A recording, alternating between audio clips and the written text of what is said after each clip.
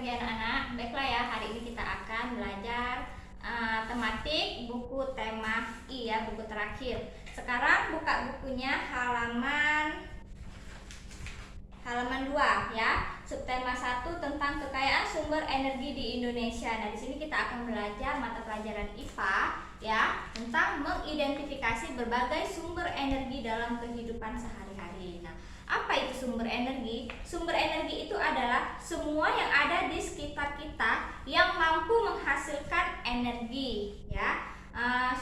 Sumber energi dikelompokkan menjadi 2 kelompok besar. Yang pertama itu sumber energi terbarukan, yang kedua itu sumber energi tak terbarukan. Apa itu sumber energi terbarukan? Sumber energi terbarukan itu adalah sumber energi yang terus-menerus tersedia di alam dan jika berkurang dapat dipulihkan kembali. Nah, sekarang buka halaman 3 ya. Di sini kita akan melihat tabel ya tentang sumber energi terbarukan. Nah, sumber energi terbarukan yaitu sumber energinya ada 5 ya. Yang pertama energi panas bumi, energi matahari, energi angin, energi biomasa dan energi angin. Nah, di sini teacher hanya satu saja ya menyebutkan sumber energi panas bumi. Sumber energi panas bumi, asal sumber energi tersebut yaitu energi yang bersumber dari batuan panas dan sumber air panas dari pegunungan. Nah, itu asal dari sumber energi panas bumi ya. Lalu apa pemanfaatannya? Pemanfaatnya itu adalah uap panas dari dalam bumi dimanfaatkan untuk memutarkan turbin. Nah, jadi itulah pemanfaatan dari sumber energi panas bumi. Nah, untuk energi matahari, energi angin, energi biomasa, energi air itu bisa kalian baca sendiri di rumah ya. Nah, itu yang kolom kosongnya bisa kalian isi sendiri-sendiri di rumah. Oke, selanjutnya sumber energi tidak terbarukan. Nah, sumber energi tidak terbarukan ini yaitu berupa energi minyak bumi, energi batu bara, energi gas alam. Nah, sumber energi minyak bumi asal dari sumber energi tersebut yaitu energi yang berasal dari hewan ya, energi yang berasal dari hewan dan tumbuhan yang mati dan terpendam dalam tanah hingga jutaan tahun. Nah, apa pemanfaatnya seperti apa? Pemanfaatnya adalah minyak bumi itu diolah menjadi berbagai bentuk bahan bakar dan bahan kimia. Contohnya yaitu bensin, solar, aftur, minyak tanah dan aspal ya. Nah, perlu kalian ketahui ya, energi itu tidak dapat diciptakan dan tidak bisa dimusnahkan. Itu hukum dari kekekalan energi ya bunyinya. Oke, selanjutnya ke halaman 5 kita ke materi mata pelajaran IPS ya, tentang menjelaskan keadaan lingkungan sekitar. Nah, selain kekayaan sumber energi yang sangat melimpah, Indonesia juga merupakan negara yang kaya akan sumber daya alam. Nah, misalnya ya, di sini ada fungsi dari lingkungan bagi manusia. Nah, apa itu fungsi dari lingkungan bagi manusia? Fungsinya itu yang pertama, lingkungan sebagai tempat tinggal. Iya, kenapa dikatakan lingkungan sebagai tempat tinggal? Nah, salah satu lingkungan itu sebagai tempat tinggal itu manusia hidup di dalam lingkungan ya. Dalam lingkungan tersebut berisi sarana dan prasarana untuk mendukung kehidupan manusia. Sarana dan prasarana tersebut merupakan perpaduan antara unsur lingkungan dan unsur lingkungan alam dan lingkungan buatan ya. Lalu yang kedua, fungsi lingkungan bagi manusia itu lingkungan sebagai tempat mencari makan ya. Maksudnya seperti ini, manusia memerlukan makanan untuk dapat bertahan hidup ya. Manusia memerlukan makanan untuk bertahan hidup.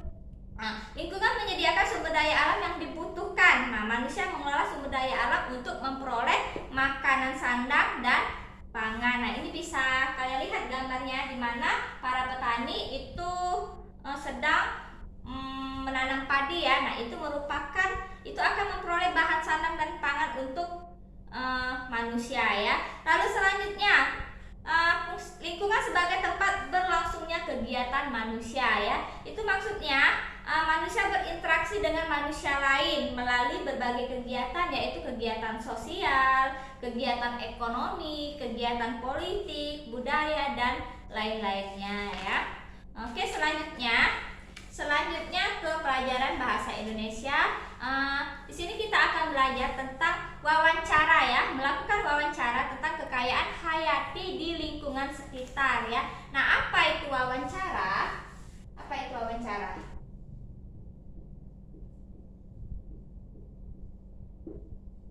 Wawancara itu adalah kegiatan tanya jawab secara lisan untuk memperoleh informasi. Nah, selain kita bisa mewawancarai seseorang itu, wawancara itu mempunyai tujuan. Apa itu tujuan dari wawancara? Ya, tujuan mewawancarai seseorang itu supaya mendapatkan informasi yang ingin kita dapatkan. Nah, di sini ada teksnya tentang keriuhan Pasar Terapung Sungai Barito. Nah, seperti ini ya, keriuhan Pasar Terapung Sungai Barito, di mana pasar-pasar tersebut terdapat di atas air ya, yaitu di perahu-perahu orang berjualannya ya, kegiatan jual beli di pasar terapung. Nah, di dalam perahu ya. Nah, ini bisa kita wawancarai mengenai Pasar Terapung Sungai Barito ya. Ada seperti apa saja yang terdapat di Pasar Barito tersebut ya, itu seperti contohnya. Oke, selanjutnya ke pembelajaran 2 yang di sini kita akan belajar tentang mata pelajaran PKN ya, menjelaskan hak dan kewajiban kita terhadap lingkungan ya. Nah, apa itu hak? Hak dan kewajiban itu apa, Nak?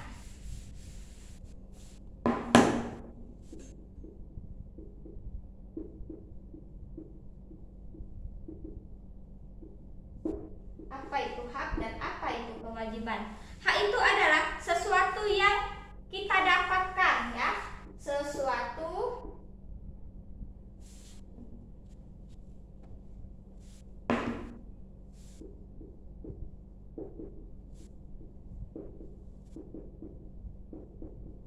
Nah, ini hak, Nak. Hak itu sesuatu yang kita dapatkan. Sedangkan kewajiban itu sesuatu yang kita laksanakan. Laksanakan maksudnya yang harus kita kerjakan ya. Nah, contohnya misalkan hak kita terhadap lingkungan. Ini berhubung materi ini tentang lingkungan ya. Jadi apa ya kira-kira hak kita terhadap lingkungan? Berarti yang kita dapatkan. Berarti hak kita terhadap lingkungan yang kita dapatkan itu mendapatkan lingkungan yang bersih, yang nyaman ya, yang harum ya. Nah, itu merupakan hak.